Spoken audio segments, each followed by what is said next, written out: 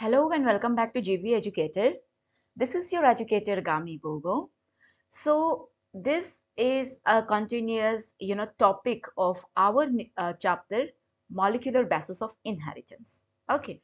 So in this video, we will talk about how the search for genetic material was evolved, and then why do we consider DNA as a genetic material and why not RNA. Okay, and we'll see some of the properties of genetic materials, that is the DNA and RNA. Okay,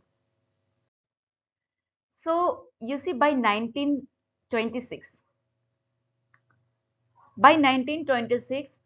हम लोगों ने मतलब like जो molecular level है ना genetic material का, उसको जानने में बहुत कोशिश जारी रहा था। ठीक है, लाइक तब तक इससे पहले लाइक आपका होता था कि आपका हम लोगों को factor, there was a factor given by Mendel, है ना, एंड देन जिसको हम लोग आज के दिन में जीन के नाम से जाना जाता है। तो अभी लेकिन एग्जैक्टली साइंटिस्ट लोगों को, फिजिसिस्ट लोगों को मतलब आइडिया समझ में नहीं आ रहा था कि एग्जैक्टली ऐसे कौन सा मॉलिक्यूल है that were making up those genes। ठीक है, तो इसी को लेके उन्होंने कुछ एक्सपेरिमेंट्स परफॉर्म किया है which we will get to know in the coming slides। ठीक है, तो वही बता रहे, देखिए, previous discoveries by Dreger Mendel, Walter Sutton, Thomas Sund, Morgan and numerous other scientists had narrowed the search to the chromosomes located in the nucleus of the most cells. But the question of what molecule was actually the genetic material had not been answered। ठीक है, तो इसके बाद उन्होंने इसीलिए molecule को find out करने के लिए इन्होंने फर्दर स्टडीज किया था, राइट। सो कुछ ऐसे ही एक थ्योरी है जिसको ट्रांसफॉर्मिंग प्रिंसिपल करके जाना जाता है, and this transforming principle, this experiment was performed by Frederick Griffith in 1928। तो ईयर आपको वैसे तो पूछता नहीं है, बट ऐसे कभी हो जाएगा कि मतलब यू आर सो अनलकी है ना, तो कभी कभी ईयर को पूछ देता है। ठीक है, तो लेकिन आपको याद रखना है transforming principle, it was given by whom, Frederick Griffith. Griffith ji ने इसको दिया था। और ये जो ट्रांसफॉर्मिंग प्रिंसिपल है, ये किसके ऊपर परफॉर्म किया था? स्ट्रेप्टोकोकस के ऊपर परफॉर्म किया था। Pneumonia, pneumonia it is a bacterium responsible for pneumonia disease witnessed a miraculous transformation in the bacteria। ठीक है, तो न्यूमोनिया स्ट्रेप्टोकोकस न्यूमोनिया के ऊपर इन्होंने परफॉर्म किया था, और जब परफॉर्म किया था इन्होंने देखा कि वहां पे बैक्टीरिया के ऊपर जिसकी हम लोग उसको इंजेक्ट किया गया था, उसके ऊपर एकदम ट्रांसफॉर्म हो, ट्रांसफॉर्मेशन मीन्स व्हाट, मतलब one form to another form ना, ट्रांसफॉर्मेशन हो जाना। तो बैक्टीरिया को कुछ ऐसे ही ट्रांसफॉर्मेशन देखने को मिला है। तो कैसे देखा है बोलने से, सबसे पहले ग्रिफिथ जी, हमारा जो ग्रिफिथ जी है, तो परफॉर्म दिस एक्सपेरिमेंट, उन्होंने फर्स्ट जो स्ट्रेप्टोकोकस न्यूमोनिया है, इट इज अ बैक्टीरिया, ठीक है, they were grown in a culture plate. Culture plate मतलब क्या है, आपका लेबोरेटरी में उगाता है उसको ना, ग्रो करते हैं with some nutrients provided in it. तो वहां पे ग्रो करते समय उन्होंने देखा कि some of them produce smooth shiny colonies, जिसको हम लोग एस स्ट्रेन करके नाम से आगे में जानेगा। ठीक है, and other produce rough colonies, जिसको हम लोग कैपिटल आर से आगे में जानेगा। ठीक है, this is because S strain and R strain, difference क्या है? एस स्ट्रेन में, एस स्ट्रेन जो बैक्टीरिया है उसमें पाया गया है म्यूकस, जो कि एक पॉलीसेकेराइड्स है, एक म्यूकस कोट पाया गया था एस स्ट्रेन में, while R strain does not. इसीलिए जो माइस, जब देखिए यहाँ पे उन्होंने एक बैक्टीरिया लिया है और एक माइस लिया है, माइस को एज ए होस्ट बॉडी ना, तो जब आपका एस स्ट्रेन यानी जिसको हम लोग वायरुलेंट फॉर्म बोलते हैं, क्योंकि वहां पे म्यूकस कोट का प्रेजेंट होना दिख गया था। ओके, तो जब हम लोग एस स्ट्रेन को माइस में इन्फेक्ट कर दिया था, यानी virulent form of the strain of Streptococcus pneumonia, उसको हम लोग माइस में, है ना, चूहा का बच्चा, ठीक है, चूहा में जब हम लोग इन्फेक्ट कर दिया गया था, तो देखा गया है कि जो माइस है it died from pneumonia infection. लेकिन जब हम लोग माइस को इन्फेक्ट किया था विथ आर स्ट्रेन, जिसमें म्यूकस कोट दिखा नहीं था हम लोगों को। तो उसमें था कि जो माइस है वो तो मरा ही नहीं, वो जिंदा हो गया था, क्योंकि वो नॉन वायरुलेंट फॉर्म में था कि R strain it was non virulent. तो नॉन वायरुलेंट माइस के अंदर गया तो कुछ रिएक्शन ही नहीं दिखाया, तो माइस जिंदा हो गया। ठीक है, तो यहाँ पे आपका ट्रांसफॉर्मेशन कहीं दिखा नहीं। ट्रांसफॉर्मेशन आपको कहाँ पे दिखा, जब आपको एस स्ट्रेन यानी म्यूकस कोट वाला जो स्ट्रेन है उसको जब आप माइस में इंजेक्ट किया है तो वो वायरुलेंट फॉर्म हो गया था, ठीक है, जिसका कारण वो मर गया था। देन तो ये हो गया ना ट्रांसफॉर्मेशन। ठीक है, ये देखिए, this is a figure which was given in your NCERT book. S strain को जब हम लोगों ने माइस में इंजेक्ट किया था तो माइस मर गया था।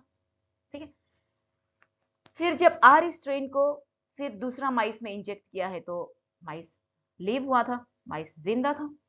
लेकिन जब हम लोग एस स्ट्रेन को हीट किल्ड किए, तो उसको मतलब मार दिया गया था हीट करके, फिर उसके बाद में जब उसको माइस में इंजेक्ट किया तो फिर देखा गया कि माइस जो है क्या है, लीव हुआ है। ठीक है, एस स्ट्रेन को माइस में इंजेक्ट किया है लेकिन वो जिंदा हुआ है। ठीक है, ये अनदर केस है। लेकिन कब जिंदा हुआ है, जब एस स्ट्रेन को हम लोग हीट किल्ड किया था। ठीक है, हीट यूज करके उसको मार दिया गया था।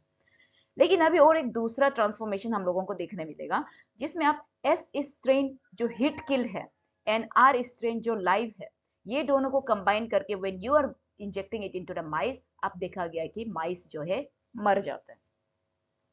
यहीं पे आपको ट्रांसफॉर्मेशन का कंसेप्ट दिखेगा, हियर इन दिस। ठीक है, यहीं पे आपको ट्रांसफॉर्मेशन का कंसेप्ट दिखेगा यहाँ पे, क्योंकि आपका जो एस स्ट्रेन जो वायरुलेंट स्ट्रेन है, इसका कुछ ना कुछ वायरुलेंट फॉर्म जो है आर स्ट्रेन में चला गया होगा, जिसका कारण जीन डोमिनेट कर गया। एंड देन बाद में जाके जब माइस में इंजेक्ट कर दिया तो क्या हो गया, वायरल कुछ वायरुलेंट फॉर्म जो है माइस में चला गया and then mice it died. ठीक है, तो ये है आपका ट्रांसफॉर्मेशन, मर लाइव वाला को डेथ में ट्रांसफॉर्म कर दिया। ठीक है, the Griffith was able to kill bacteria by hitting them. He observed it. Heat killed strain, S strain bacteria injected into mice did not kill them. When he injected a mixture of heat killed S and live R bacteria, the mice died. Moreover, उन्होंने क्या recovered किया? He recovered living S bacteria from the dead mice. This is the transformation concept. ठीक है, तो आपको exam में पूछेगा what is transformation principal, और उसको किसने दिया था, तो आपको सुंदर से इसको बता देना। फाइन, तो ये है conclusion regarding to your transforming principle. You can conclude that, आप इसको ऐसे कंक्लूड कर सकते हैं कि जो आर स्ट्रेन जो बैक्टीरिया है had somehow been transformed by the heat killed S strain bacteria. Then some transforming principle transferred from the heat-killed S strain had enabled the R strain to synthesize a smooth polysaccharide coat and become virulent. वही तो हमने बताया था, है ना? This must be due to the transfer of genetic material. तो यही से हम लोग एक फैक्ट मान सकता है कि एस स्ट्रेन से जो वायरुलेंट फॉर्म आपका आर स्ट्रेन को वायरुलेंट फॉर्म में कन्वर्ट कर दिया जा रहा है, कुछ ना कुछ फैक्टर था which was responsible for creating R strain जो कि नॉन वायरुलेंट था इनटू वायरुलेंट फॉर्म। तो there was a transfer of some genetic material. ठीक है, तो यहाँ से ऐसे धीरे धीरे करके उन लोग सर्च फॉर जेनेटिक मटेरियल के ऊपर चला गया। ठीक है, तो सर्च फॉर जेनेटिक मटेरियल, तो ऐसे एग्जाम्पल ऐसे एक्सपेरिमेंट करते करते और एक एक्सपेरिमेंट आया जिसका नाम है हर्सी एंड मार्था केस, यानी Alfred Hershey and Martha Chase. ये दोनों का एक्सपेरिमेंट एकदम प्रूफ कर देता है कि it was the DNA which was which was discovered as the genetic material. This both Alfred Hersey and Martha Chase, they worked with virus that infect bacteria, जिसको हम लोग बैक्टीरियोफाजस के नाम से जानते हैं। बैक्टीरियोफाजस आपको कंफ्यूज नहीं होना है, आपको एग्जाम में पूछ देगा, is it a virus that infecting bacteria, is it a bacteria that infects virus? तो आपको कंफ्यूज नहीं होना है, bacteriophages it is a virus that infects bacteria. ठीक है, वो एक वायरस है जो कि बैक्टीरिया को इन्फेक्ट करता है। डन। तो उन्होंने क्या किया, सेम प्रोसेस इस्तेमाल किया बट द न्यूट्रिएंट मीडियम, ठीक है, culture medium that deferred. Hershey and Chase, they grew some viruses on medium, okay, that contain radioactive phosphorus and some others on medium that contain radioactive sulfur.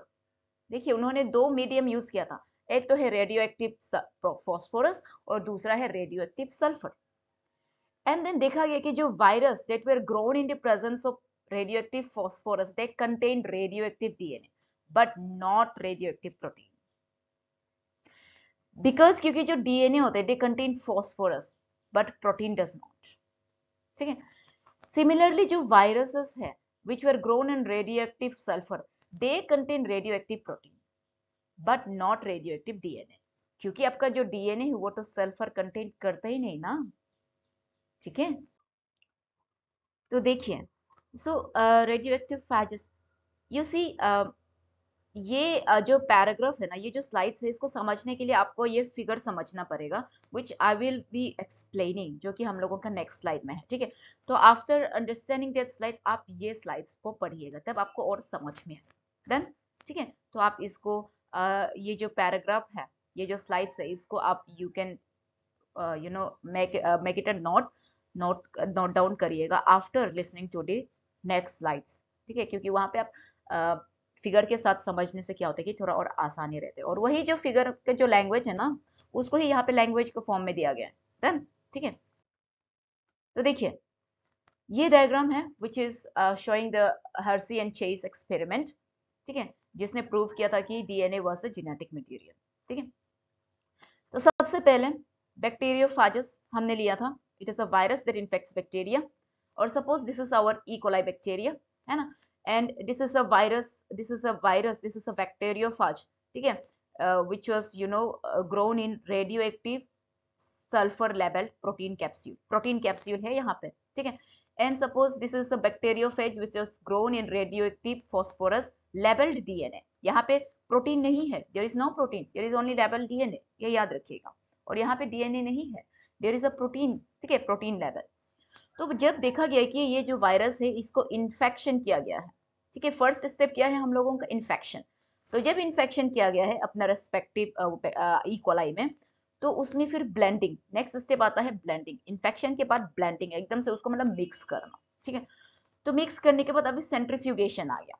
तो centrifugation में क्या होता है, आपको बहुत high speed में रोटेट किया जाता है to in order to separate the DNA and like bacteria का डीएनए एंड जो भी हो रेडियो एक्टिव है ना, तो कुछ पार्टिकल्स को उसका ग्रेडियंट हिसाब से, उसका like heavy and light weight का हिसाब से उसको सेपरेट करते हैं with help of this centrifugation process. तो जो हैवी वाला मॉलिक्यूल होगा वो बॉटम में सेटल होगा। ठीक है, यू सी ये एक टेस्ट ट्यूब है, तो जो हैवी वाला होगा ये वो यहाँ पे सेटल होगा, जिसको हम लोग पैलेट बोलते हैं। ठीक है, पैलेट। और जो हल्का वाला होगा, जो लाइट वेट वाला मॉलिक्यूल होगा, इट विल फ्लोट। ठीक है, it will float on here. तो इसको क्या बोलते हैं, इसको सुपरनेटेंट बोलते हैं, एंड इसको क्या बोलते हैं, इसको पैलेट बोला जाता है। देन तो यहाँ पे देखा गया आफ्टर सेंट्रीफ्यूगेशन हम लोगों ने क्या देखा कि जिसको हम, जो बैक्टीरिया, जो इकोलाई, जिसको हम लोगों ने radioactive phosphorus DNA labelled, ठीक है, उसके उसके ऊपर में परफॉर्म किया था, तो बैक्टीरिया में देखा गया था कि there was a presence of radioactive phosphorus. जो बैक्टीरिया का जो सेल है, radioactive phosphorus was detected in the cell of bacteria, and उसमें radioactivity detected in supernatant नहीं देखा गया था, यानी यहाँ पे ना सिर्फ यहाँ पे आपको डीएनए मिला था और यहाँ पे आपको सुपरनेटेंट नहीं मिला था। ठीक है, लेकिन जब हम लोग ऐसा बैक्टीरियोफाज जिसको हम लोग सल्फर ना, radio active sulphur level protein के ऊपर परफॉर्म किया था, तो उसमें देखा गया था कि उसमें तो मतलब रेडियो एक्टिव जो सल्फर है उसको डिटेक्ट ही नहीं किया था, जबकि यहाँ पे रेडियो एक्टिव फॉस्फोरस उसको डिटेक्ट किया गया था। ठीक है, लेकिन यहाँ पे रेडियो एक्टिव सल्फर, ठीक है, इसको डिटेक्ट नहीं किया गया था सेल में, लेकिन हम लोगों को क्या मिला था, रेडियो एक्टिव एस सल्फर, जो कहाँ पे मिला था हम लोगों को, सुपरनेटेंट में मिला था। ठीक है, रेडियो एक्टिव सल्फर को हम लोग कहाँ पे मिला था, सुपरनेटेंट, यहाँ पे प्रोटीन को, यानी यहाँ पे हम लोगों को सुपरनेटेंट में मिला था। ठीक है, क्या मिला था, सल्फर को मिला था, लेकिन in the case of phosphorus हम लोग कहाँ पे मिला था, फॉस्फोरस को हम लोग यहाँ पे, ठीक है, नीचे में पैलेट में मिला था। सो इन दिस वे हम लोग बोल सकता है कि इट इज द फॉस्फोरस, है ना, फॉस्फोरस, क्योंकि डीएनए ही तो फॉस्फोरस कंटेन करता है, ठीक है। It is hence it is proved that it is a DNA which is the genetic material, क्योंकि डीएनए तो क्या है, डीएनए के पास तो फॉस्फोरस रहता है ना, ठीक है। डीएनए का स्ट्रक्चर आपको याद होगा कि नहीं, it was made of phosphorus, है ना, sugar and then amino acid, जिसको हम लोग बेसिस, नाइट्रोजनस बेसिस के नाम से जानते हैं, ठीक है। तो DNA since it consist of phosphorus, तो hence it is proved that since ये फॉस्फोरस यहाँ पे आया है बैक्टीरिया का सेल में, जो कि ये वायरस में था, तो इसीलिए hence it is proved that DNA is a genetic material, ठीक है।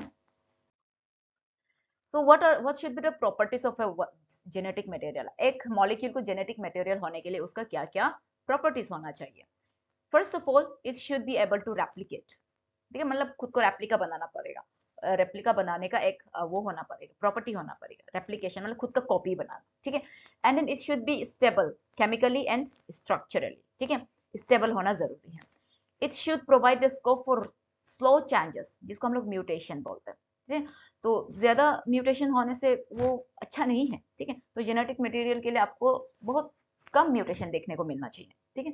And then it should express itself in the form of Mendelian characters. तो मेंडेलियन कैरेक्टर्स क्या है, हम लोगों ने पढ़ा था, like it should be able to dominate, है ना, फिर कुछ लाइक बताया था इंडिपेंडेंट अशॉर्टमेंट होना पड़ेगा, सेग्रीगेशन, ठीक है। तो ये सब हम लोगों ने पढ़ा था। तो this should be the characteristic. अगर आपको पूछ देगा ऐसे वाइवा में भी ना, प्रैक्टिकल वाइवा में भी पूछ देगा एक जेनेटिक मटेरियल का प्रॉपर्टीज क्या क्या होना चाहिए, तो आपको ये सब याद रखना है। एंड लेकिन फिर सम वायरसेस में क्या होता है कि जो आरएनए होता है it is the genetic material. For example एक टोबैको मोसाइक वायरसेस होते हैं, ठीक है, और एक क्यूबी बैक्टीरियोफाज होते हैं। इसमें आपका क्या होता है genetic material, what it is, RNA, ठीक है। So this is a difference between DNA and RNA. आप देख सकते हैं RNA when compare to DNA it is less stable, unstable बोल सकते हैं, क्योंकि ये सिंगल स्ट्रैंडेड है ना।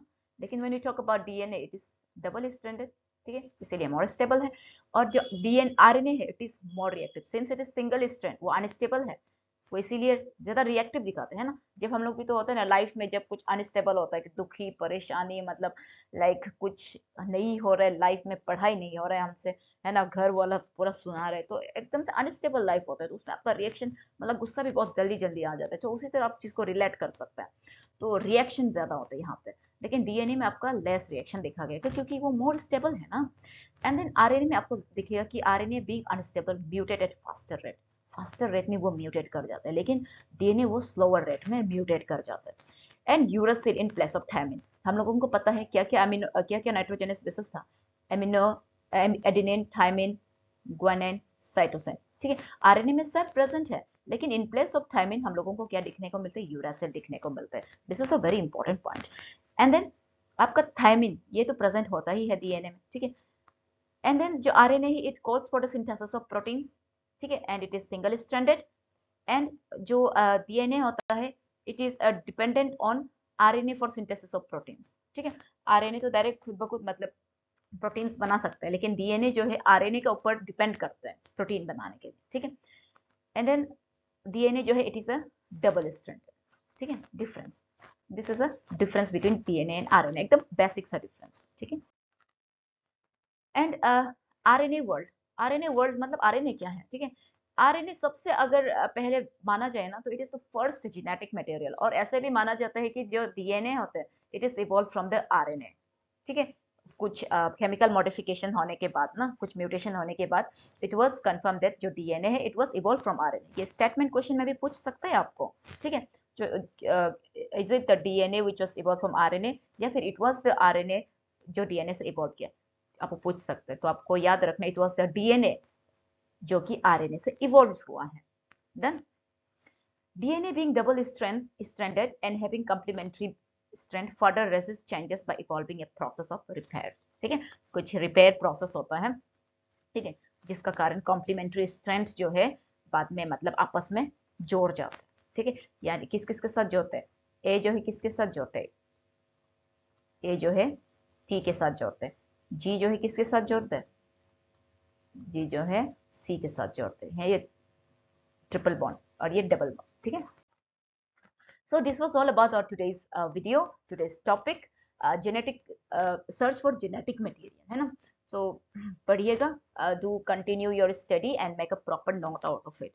And wishing you all the very best. ठीक है? Study well. We'll see you in the next video with a new topic.